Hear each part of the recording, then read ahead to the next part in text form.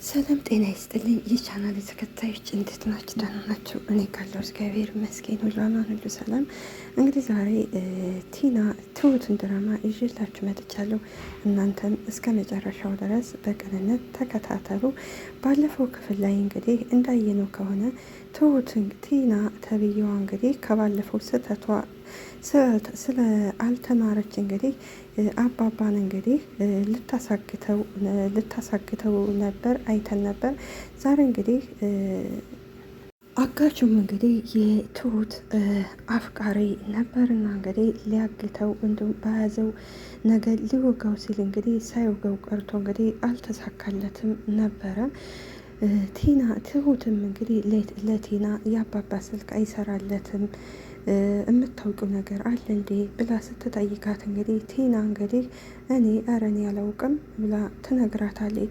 ታዲያ ለምንድን ነው ስልኩ ስደውልለት የማይሰራው ትላታለች። እንግዲህ ትሁት እንግዲህ ቲናን አሁን ላይ አምናታለች።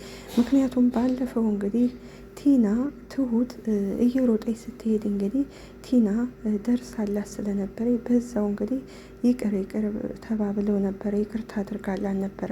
አሁን ከዛ በኋላ እንግዲህ ትሁት እንግዲህ ቲናን አምናታለች። ትሁትም እንግዲህ ቲናም ተብዬዋ እንግዲህ የት ሄዳን ብላችሁ ነው እራት አስቡ ትላለች።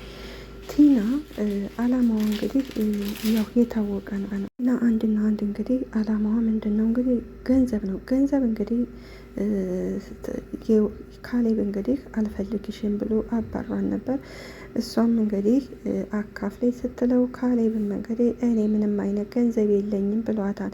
አሁን እንግዲህ በእሷ ልብ እንግዲህ የአባባን ካስገደለችው ከዛ በኋላ እንግዲህ የአባቱን ንብረት እንግዲህ ከካሌብ ጋር እኩል ለኩል ለመካፈል ነበር የምፈልገው። ነገር ግን ቲና እስከ መጨረሻው ቢሆን እንግዲህ እቅዷ አይሳካላትም።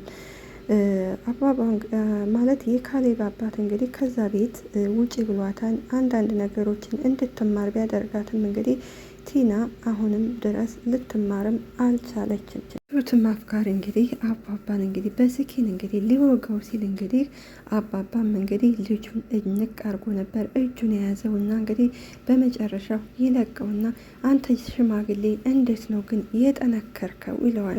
እስካሁን ለሞራል ስል ነበረ ዝም ያልኩ፣ አሁን በኋላ ግን አቅምህን እወቅ ይለዋል። እኔ ጋር መታገል አይቻልም ብሎ ሊወጋው ሲል እንግዲህ አባባም እንግዲህ በጥፊ ሲለው እንግዲህ ከኋላ የሆነች ስታይ እንግዲህ ስትጮህ ልጁም እየሮጠ ይሄዳል። እሷም እንግዲህ ጋሼ ደህና ነህ አይደል ስትለው እንግዲህ አባባም ደህና ነኝ ትለዋለች። ወንድሞች አሉኝ ከኛ ቤት አምሽተህ ትሄዳለህ ብላ እንግዲህ ወደ ቤት ይዛው ትሄዳለች። እንግዲህ አባባ ሲበዛ እንግዲህ የዋ ስለሆነ እንግዲህ ያው ፈጣሪም ይጠብቀዋል። ባለፈውም እንግዲህ እንደዛ ብሎ ቲና ልታስገድለው ስትል ዳኒ ነበር እንግዲህ ዳኒና ትሁት ነበር ያዳኑት። አሁንም ደግሞ እንግዲህ ይች ልጅ እየሮጠ ይመጣታ እንግዲህ አድነዋለች። ካሌብም እንግዲህ ስልኩ ሲደውልለት ስለማይሰራ እንግዲህ ትሁትም አያነሳም ስትል አዎ እሺ አሁን ደግሞ ምን ሊባል ነው ይላል። እንግዲህ እንደዚህ እኮ አንሽቶ ያውቅም ሲል እንግዲህ ትሁትም እንግዲህ ስራዋን ስለምታውቅ ቲና እንግዲህ አረ እንደዚህ አትበሉ አታሟርቱበት ትላለች። ካሌብ ወተን እንፈልገው እንደ የሆነ ነገር እንዳይሆን ትለዋለች። አሁን እኮ ሰዓቱ ሂዷን እንደዚህ ሰዓቱ እንደዚህ የሆነበት ደግሞ ምክንያት እንግዲህ አንቺ አግተሹ በነበረ ወቅት ነው ይላታል። ቲናም እንግዲህ ምንድን ነው ሰውን ወደኋላ የምትጎትቱት ትላለች። እንግዲህ ካሌብ በጣም ትልቅ ችግር አለበት። ምክንያቱም እንግዲህ ቲና እንግዲህ ከዚህ በፊት አባቱን ስታሰቃየው ኖራለች። አሁን ደግሞ ያን ነገር እንግዲህ አሳግተው ነበረ። ስለዚህ ካሌብ ለምንድን ነው ቲናን ተብዬዋ የማይፈታት? ወደደችም ጠላችም በግድ አልፈታም ብትል እንኳን በግድ መፍታት አለበት። እሱ ግን እንግዲህ ዝም ብሎ እስካሁን ድረስ እስከሚችለው እንደዚህ እያደረገ የሚያኖራቱ ከገዛ ቤቱ። ቲናም እንግዲህ ነው ወይንስ አሁንም አንቺ አግተሸዋን እያላችሁ እየፈረዳችሁብኝ ነው ወይ ትለዋለች። ካሌብን ምን ይታወቃል ሲላት እንግዲህ ቲናም እንግዲህ እንደዛ ከሆነ ተነሱና ፍለጋ እንሄድ ትላቸዋለች። ካሌብም ወደ ነው የምንሄደው ወደ አገርሽበት ቦታ ነው ሲላት እንግዲህ ትሁትም አይ ወደ ፖሊስ ጣቢያ ነው እንሄድ አልኳቸው ትለዋለች። አባዬ ጠፋ ብለን እናመልከት የሚሆነውን እናያለን ትለዋለች። እንግዲህ ይህን የምትለው ቲና እንግዲህ ምናልባት እንግዲህ እሷ እንዳሰበችው እንግዲህ አባባ የተገደሉ መስሏን ነበረ። ካሌብም ቲና አንቺን ማመን በምንም አይቻልም።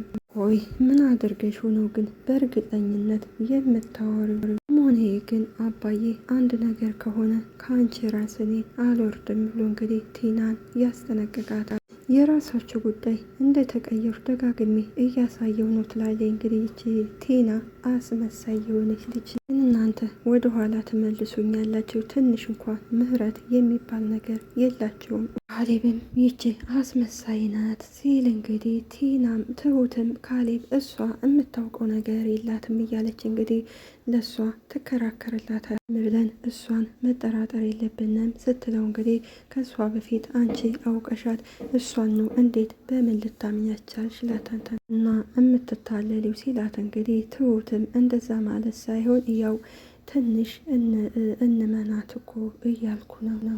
ጥርጣሬያችን እንደ ጠረጠርናት ግን ማወቅ የለባትም። ሌድም እንግዲህ በንዴት ታያተባክሽ የራሷ ጉዳይ ይላታል። ቲናም እንግዲህ ከአንድ ክላስ ትገባና እንግዲህ አቶ ካሌብ ሬሳህን ለመቀበል ልክ ዝግጁ ሁን ትላለች። ሩትም እንግዲህ ካሌብ ቲና እንዳለችው ወደ ፖሊስ ጣቢያ እናመልከት እንደ ብላ ትጠይቀዋለች። ካሌብም በዚህ ሰዓት እኮ ወደ ምንም አናመጣም፣ ፖሊስ ጣቢያን ቢሆን እኮ 24 ሰዓት ካልሞላው እሺ አይሉንም። ታዲያ ከዚህ ቁጭ ብለን እያየን ቁጭ ልንል ነው እንዴ ትለዋለች። ሆነ ነገር እናድርግ እንጂ ካሌብ ብላ ትነግረዋለች። ካሌብም እንግዲህ ምን እንደማደርግ የትም ብዬ እንደምፈልገው ግራ ገብቶኛል ትሁት ይላል። ካሌብ ቢያንስ አባቱን የሚጠብቅለት የሆነ ሰው መቀጠር ነበረበት። እሱ ግን ዝም ብሎ የሆነ የተሞላፈጠ ሰውዬ ነው። ምክንያቱም ቲናን ማመን የለበትም ነበር። ከዚህ ቀደም ብዙ ነገሮች ስላደረገ አሁንም ያንን ነገር ደግማ ታደርጋለኝ ከአባቴ ላይ ጉዳት ታደርሳለች ብሎ መጠርጠር ነበረበት። ትሁትም እንግዲህ እንውጣና ሰፈር እንፈልገው ስትለው ካሌብም እሱ ሳይሻል አይቀርም። ወዳው እንግዲህ ተነስተው ሊሄዱ እንግዲህ የካሌብ አባት እንግዲህ በሩን ከፍቶ ይገባን። ከዛ በድንጋጤ እንዴ አባዬ ይሉታል። አባባም የታለች ያቺ ባለዬ ይላን። እንግዲህ ሌላዋ እንግዲህ መርዷን የሰማችው እንግዲህ ቲና ናት። ቲና እንግዲህ ደውሎ አምልጦኛን አልገደልኩትም ሲላት እንግዲህ ቲናም ምን አይነት ነው ያን ሙትቻ የሆነ ሽማግሌ እንደመግደል ያቅተሃን ስትለው እንግዲህ የትሁትም አፍቃሪ እንግዲህ እንደዚህ ልትኝ አልፈልግም፣ በቃ ለዛሬ አልተሳካም ማለት ለሌላ ጊዜ አይሳካም ማለት አይደለም ይላታል። አባባም እንግዲህ የት አለች የት ሄዳ ነው እያለ እንግዲህ ቲናን ይጠይቃል። ተናዳን ሲያስጠላ ብላ እንግዲህ ወደ ቁጭ ካሉበት ስትሄድ አባዬ ትለዋለች። በጣም እኮ አስጨንቀህን ነበር እንኳን ደህና መጣ ትለዋለች። የካሌብም አባት እንግዲህ በንደት እንግዲህ ገፍትሮ ይጥላትና ቁጭ በይ እባክሽ ይላታል። ትሁትም እንግዲህ አባዬ ምንድን ነው ስትል እንግዲህ ዝም በሉ እናንተ አይመለከታችሁም። ትነሳና እንዴ አባዬ ምን አድርጌ ነው ትለዋለች። ገባሽም ቆይ ምንድን ነው ፍላጎትሽ ብሎ ይጠይቃታል። ሰው ይቅር ሲልሽ አርፈሽ አትቀመጭም እንዴ? አልገባኝም። ለምንድን ነው እንደዚህ የተናደርከው አባዬ ትለዋለች። ሰሚኛለሽ እኔ እኮ አንቺ ያደረግሽውን ማድረግ አቅቶኛ አይደለም፣ ገንዘብ አታሏት ነው ትመለሳለች ብዬ ተስፋ ትመለሻለሽ ብዬ ተስፋ አድርጌ ነበር።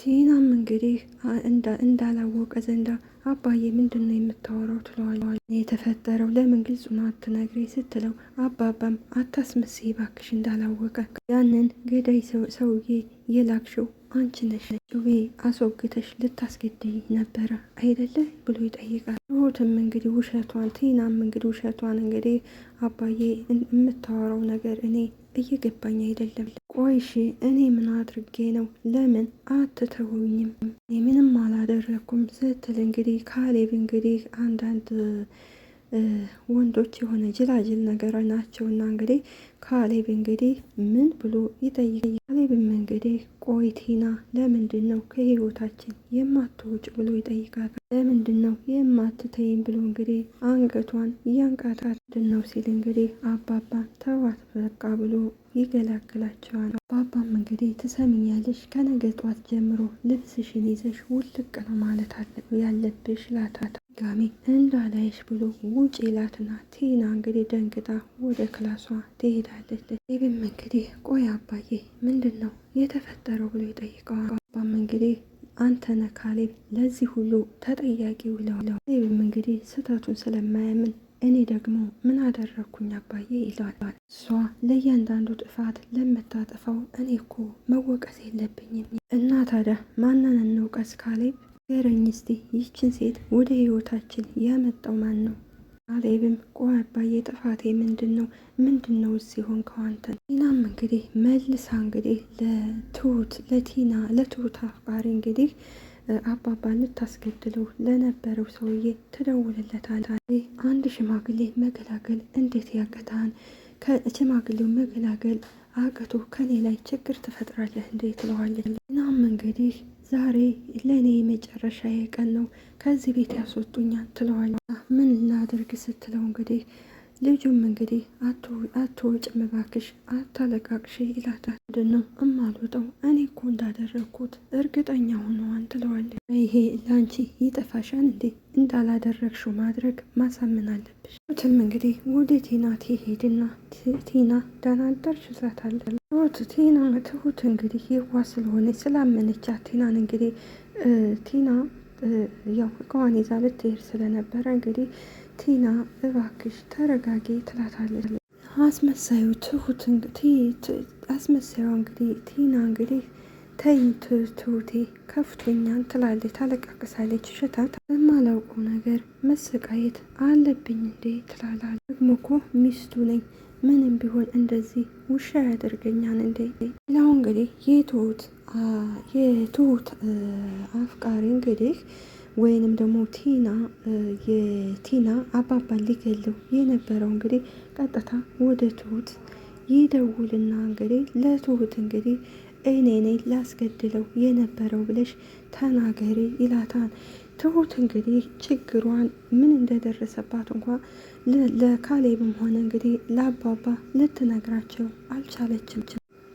ትሁትም ስልኩን ስታነሳው እንግዲህ ልጁ ድምጤን አረሳሽው ማለት ሲላት እንግዲህ ትሁትም ለምን አትተወኝ ኧረ እባክህ ተወኝ ያለኝ እንግዲህ ትለምነዋለች። እሱም ትሁቴ አንቺ የኔ ብቻ ነኝ፣ ስለዚህ በፍቃድሽ መንጣት አለብሽ አይ ካልሽ ግን ሲላት እንግዲህ ትሁትም ምንም አታመጣም ትለዋለች። ጋሜ ወደ አንተ አልመጣም እሺ ትለዋለች። ያለበት እኮ አገር ነው ያለ ነው ትሁቴ፣ ለማንኛውም ምንም አታመጣ ላልሽው ትናንትና ሽማግሌው የሆነውን ጠይቂው ይላታል። አንቺ ይሄ የማስጠንቀቂያ ደውል ነው ይላታል። ከዛ ትሁት እንግዲህ ትደነግጣለች። በእርግጥ ይህን ነገር ያቀነባበረችው እንግዲህ ቲና ናት። ቲና እንግዲህ አባባ እንግዲህ ልልኝ እኔ ደግሞ ትሁትን አሳልፌ እሰጥሃለሁ ብለው እንግዲህ ቃል ተገባብተው ነበረ።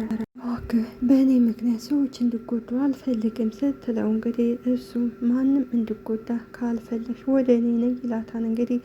እንግዲህ የትሁት ባል ወይንም አፍቃሪዋ እንግዲህ ከዚህ በፊት እንግዲህ ብዙ ነገር ስለበደላት እሷም ከነበረችበት ቦታ ጥላ ብትመጣ እሱም እንግዲህ ተከትሎ ለብዙ ጊዜ ሲፈልጋት ኑሮ እንግዲህ ተከትሏት መጥቷል።